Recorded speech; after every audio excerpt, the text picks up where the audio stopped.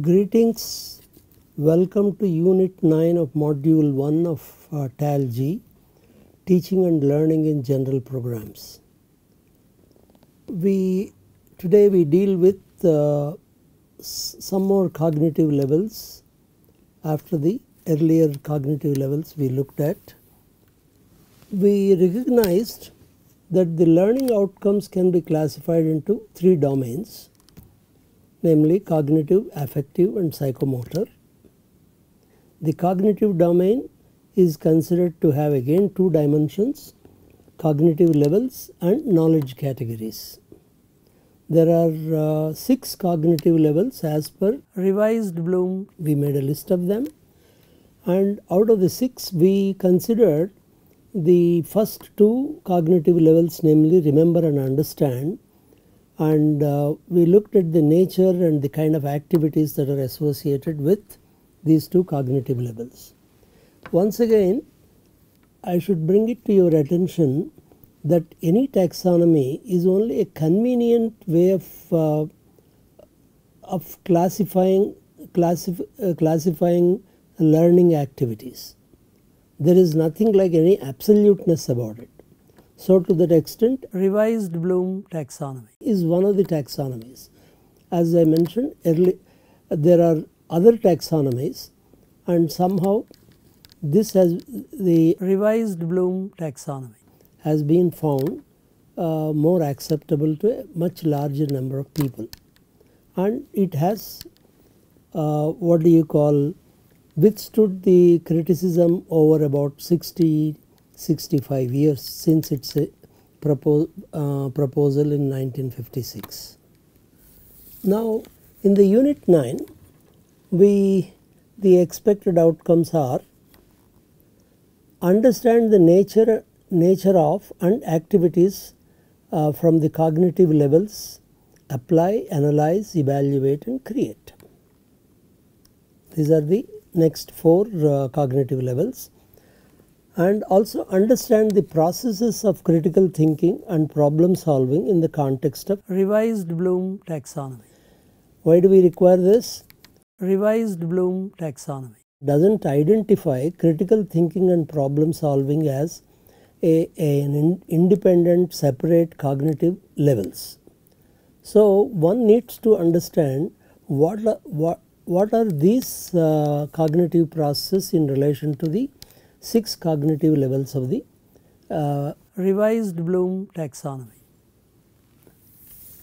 Now the third cognitive level, revised Bloom taxonomy, after remember and understand, is apply. Apply is a very simple thing to this process is very simple to understand. We use some procedures to perform exercises or solve problems. When we solve a problem, we give a series of steps, and one must be able to perform those steps. That is application. And it is also closely linked with what we are going to consider later, the procedural knowledge. And now there are 2 sub-processes under apply. One is execute, the second one is implement. But for both of them, the action verbs include determine, calculate, compute, estimate, solve, draw, relate, modify, etc. There can be many more action verbs be proposed. And if you look at this word, the action verb draw also appears both in remember as well as understand.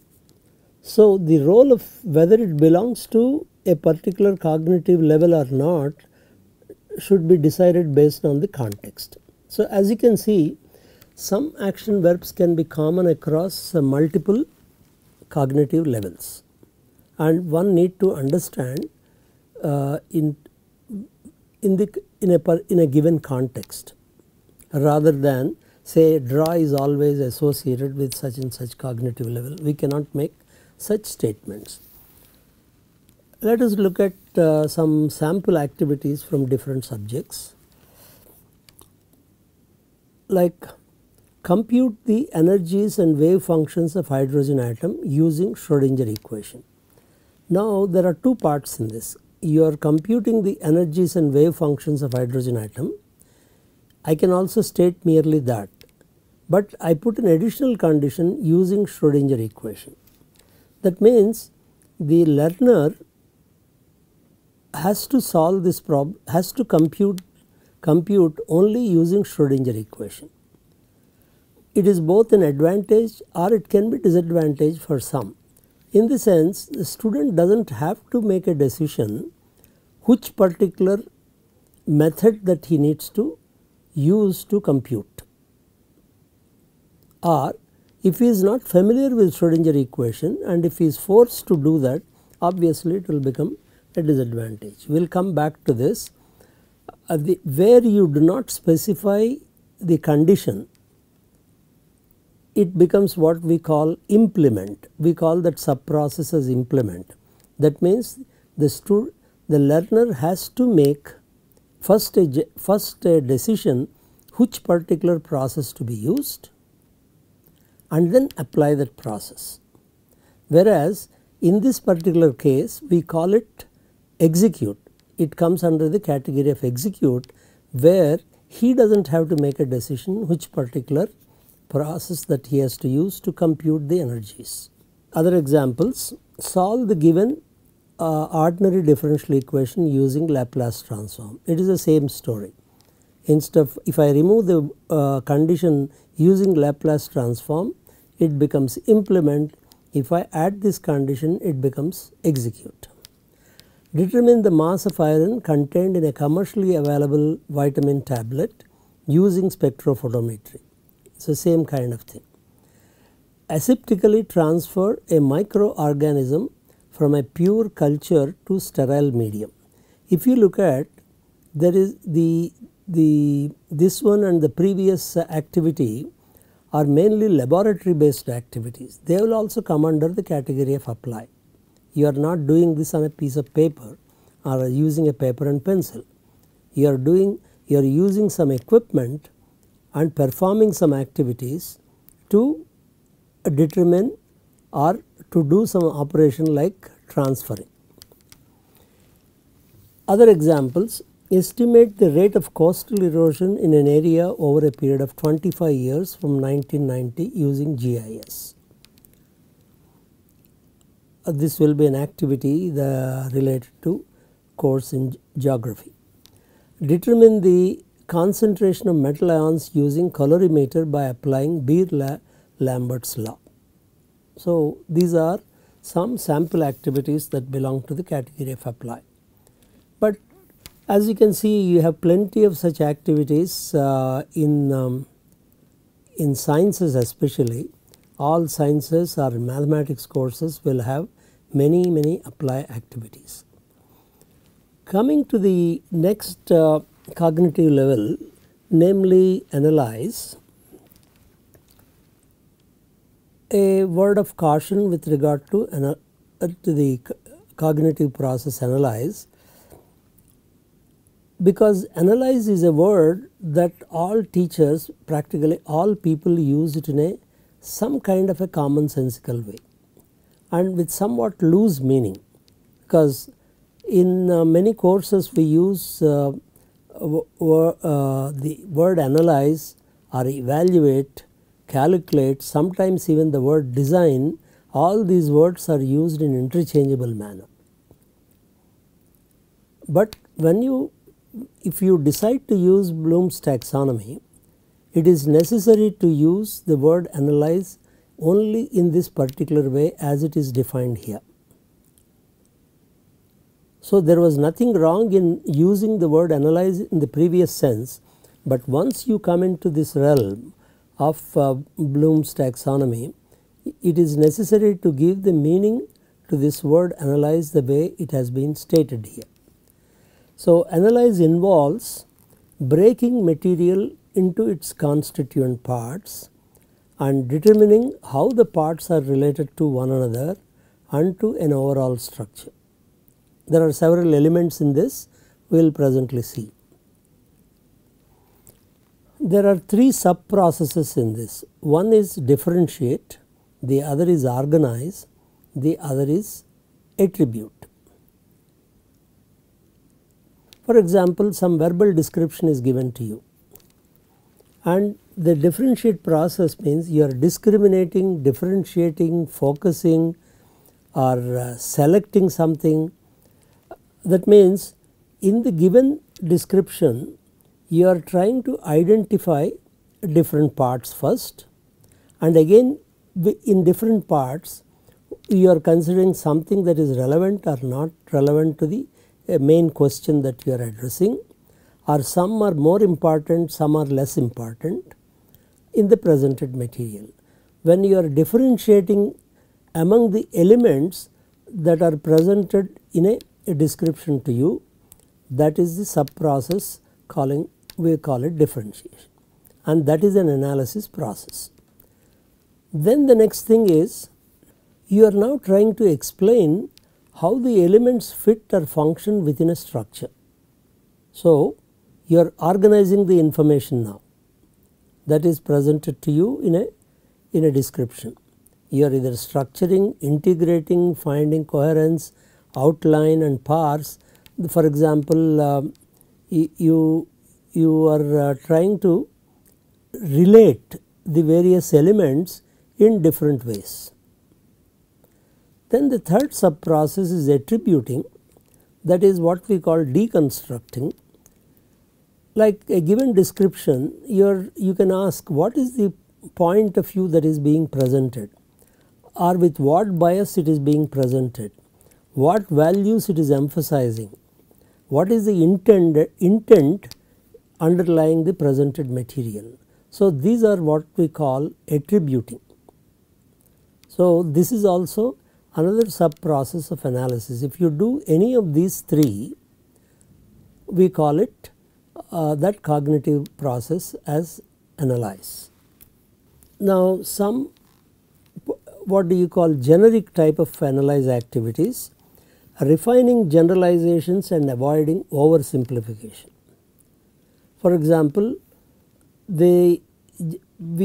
all of us are prone to generalize very readily from our personal experiences or merely reading some small amount of material, let us say either in a book or in a newspaper. We immediately generalize, and that is not something, it is equivalent to oversimplifying, or you are generalizing where you do not have any business to do so because the presented information is not adequate to generalize. And the next thing is developing one's own perspective, creating or exploring beliefs, arguments or theories. That means whenever I present my point of view, prior to that I need to explore my beliefs or my arguments or my theories, or similarly in a presented material you are exploring the beliefs or arguments. And further, developing criteria for evaluation, which means clarifying values and standards, clarifying issues, conclusions or beliefs, evaluating the credibility of sources of information, questioning deeply, raising and pursuing root or significant questions. These are some analyze activities. Further, clarifying arguments, interpretations, beliefs or theories, reading critically, clarifying or critiquing texts, examining or evaluating assumptions, distinguishing relevant from irrelevant facts, making plausible inferences, predictions or interpretations, giving reasons and evaluating evidence and alleged facts, recognizing contradictions, exploring implications and consequences. All these activities are not completely independent of each other. Many of them overlap with each other in terms of their intent, but these are some sample type of activities that one is required to perform under the cognitive level analyze. Let us actually give some from some of the subjects that we deal with. Deconstruct the motives of Mughal rulers behind the construction of huge monuments. Analyze the role of Kudumbasri in women empowerment in Kerala. Structure evidence into for and against genetically modified crops. Identify the autobiographical elements in Emily Dickinson poems. Examine the role of women in Indian national movement. See, many of these questions can also be, we can prepare a predetermined answer, or there can be one particular way of presenting it in the textbook, and if you reproduce, while the nature of the question may look like belonging to analyze, but in actuality it will become merely remembering the answer and reproducing it.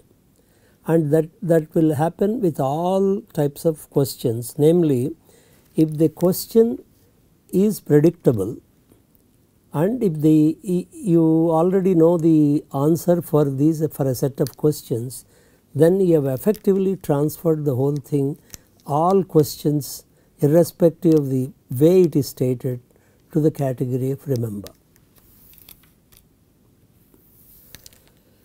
Now these are some generic type of questions belonging to the category of analyze. What evidence can you find? What motive is there? How dash dash is related to dash dash? What is the theme in the presented material? Which events could have happened in this? If such and such thing happened, what might the ending be? What was the underlying theme of? What do you see as other possible outcomes? Why did such changes occur? Can you explain what must have happened when? What are some of the problems of? What were some of the motives behind? What was the turning point in the game?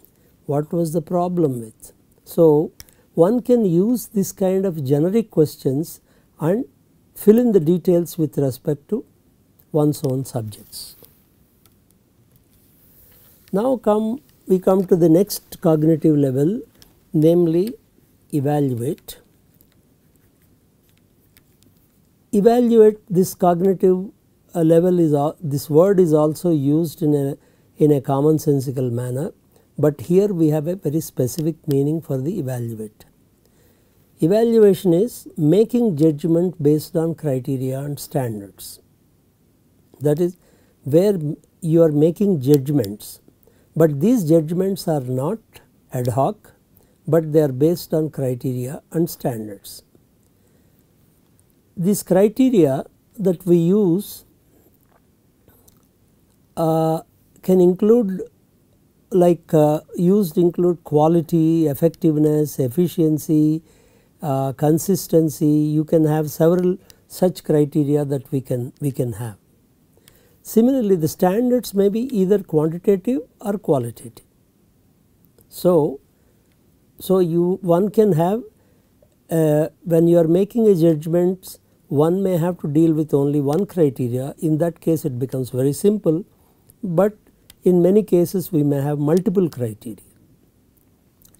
And again there are two sub processes in this, check and critic. Check is testing, detecting, monitoring and coordinating, whereas critiquing, you are judging. Now what do you judge? Judge accuracy, adequacy, appropriateness, clarity, cohesiveness, completeness, consistency, correctness, credibility, organization, reasonableness, reasoning, relationships, reliability, significance, standards, usefulness, validity, values, worth, criteria, standards and procedures. Of course, the word standards appears twice. Okay. Now, sample activities from some of the general courses: check the validity of the provisions of Alauddin Khilji's market regulations for controlling price hike.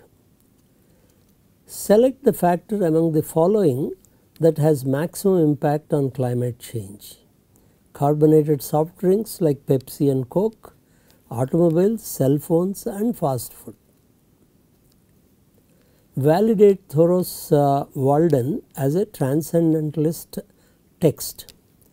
Validate the significance of fiscal policy in restricting unfair trade practices. Why is the poem Thodti Patthar by Nirala considered as a milestone of modern Hindi poetry? So, these are some sample evaluate activities. And again generic questions that come under this: what would you recommend? What would you cite to defend the actions? What choice you would have made? How would you rate thee? Is there a better solution too? And judge the value of. Can you defend your positions about? Do you think such and such a thing is good or bad thing? How would you have handled? What changes to such and such thing would you recommend? Are you a such and such a person? How would you feel if? How effective are? So, these are some sample questions that you can use and relate them to your subjects, and you can fill in the dots, and you will have a whole bunch of evaluate type of questions related to your subject. Now, we come to the final sixth cognitive level, namely the create. Create involves putting elements together to form a coherent or functional whole. It looks vague, but if some elements are there, you can put them together something completely different from what it has been done. If you look at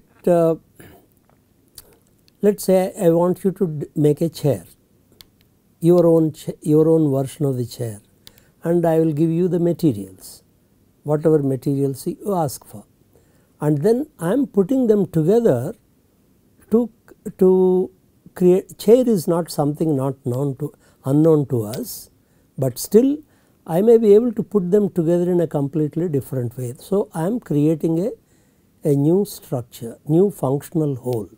Okay. That is a simple example. While it includes objectives that call for unique production, also refers to objectives calling for production that students can and will do. Now, again there are three sub processes in this. One is generating or generate, plan.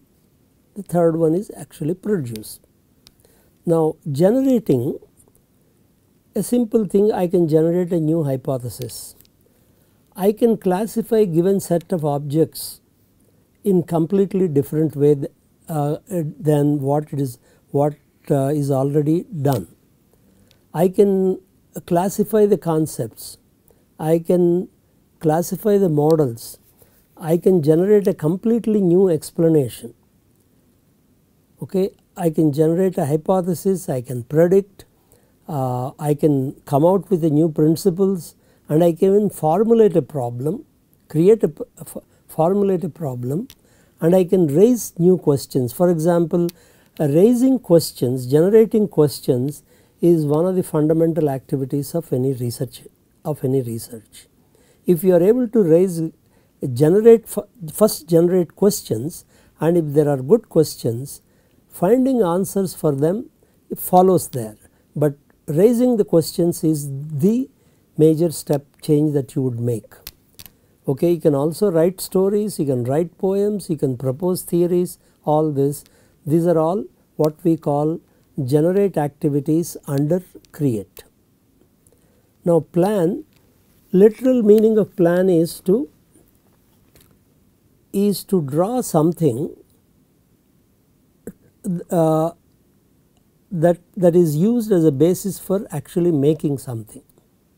That is, you draw a plan for a building, you draw a plan for designing an electronic circuit or an electronic product. So, plan or design both mean the same, but the output of design or planning is a complete document to make something.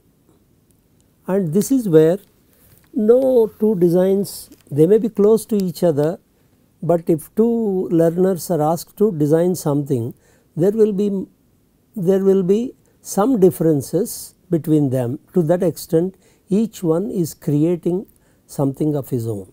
Okay? And then what happens from a design, when you are producing, you are making something. While making something, you are modifying something or you are creating something. So, no two productions will be identical. To that extent, you are creating, if for example, you are producing a small play.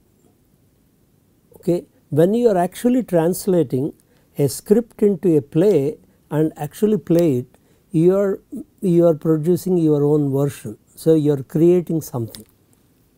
So, these are the three sub processes that are involved in the cognitive level create. Some examples: design a flow chart showing the energy flow in Western Ghats. Develop an efficient parallel algorithm for solving the problem of molecular docking. Construct a picture of activities related to Indian freedom movement in a given locality. So, these are some create samples. And again, sample generic questions: design A dash dash to dash dash, and that I think can be applied to any number of subjects, that particular generic question. Compose a song about.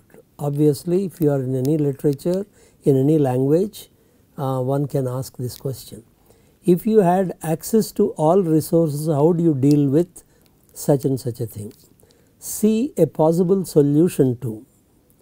Devise your own way to deal with. How many ways can you? Create new and unusual uses for. Create a new recipe for a tasty dish. Develop a proposal which would meet some requirements. Okay. Now, we looked at all these 6 cognitive levels, but people also use what are called higher orders of learning, deep learning or meaningful learning. All of them are used in different contexts, but also approximately meaning the same thing. What it means, higher orders of learning, from, as we said, apply has two sub processes, execute and implement. And implement is slightly higher level than execute, because in implement you are required to make a decision which particular procedure you need to apply, and then apply the procedure. That is the reason why apply with at implement level, analyze and evaluate, evaluate and create, these you can say 3.5 cognitive levels are generally referred to as meaningful learning or higher orders of learning or deep learning. Mind you, all courses, all subjects that you are dealing with, or at the level you are dealing with some subject, they need not have all the 6 cognitive levels applicable. That is the very nature of the subject or scope of the subject.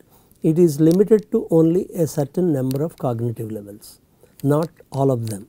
It is not mandatory that every course needs to be dealt at all the 6 cognitive levels.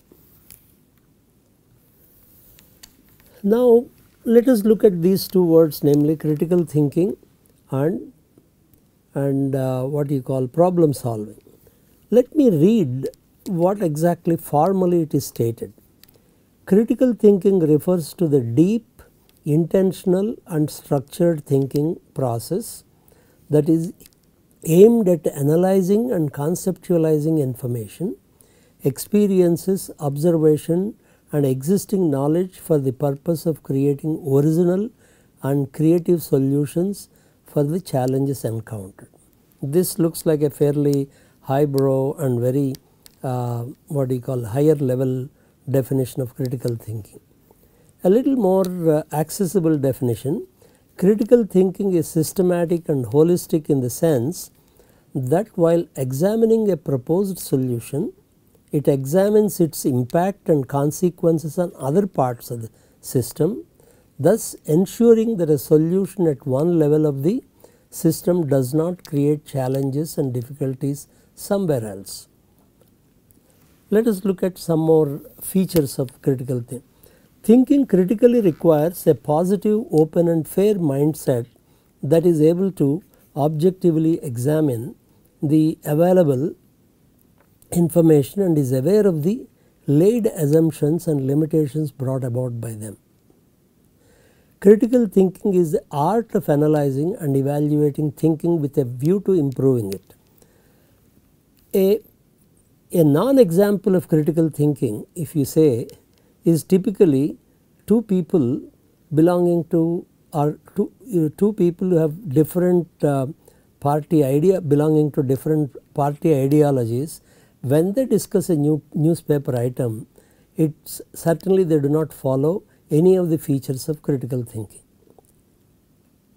Okay, that is a non-example of critical thinking. But when something is presented to you, if you are able to, if for example, as you can see, in all this you are analyzing the information, you are also evaluating. So what happens is the last statement shows that analyzing and evaluating, and if you want, because you are expected to come with a better solution, you are also creating. So critical thinking will involve analyze, evaluate and create activities inside that. To that extent, the critical thinking in that sense is broadly subsumed under the revised Bloom taxonomy. But if one wants to keep using the word critical thinking, there is nothing, the revised Bloom taxonomy need not have any objection. Essentially it is trying to show a certain combination of sub-processes of Bloom's taxonomy are involved. You are acknowledging that only. And incidentally, there is an organization called criticalthinking.org set up by a large number of professors from a number of universities in USA, where their goal is to promote, understand the nature of critical thinking in various contexts and actually promote critical thinking. They have a large number of publications. One can take a look at it, criticalthinking.org. Now come to problem solving.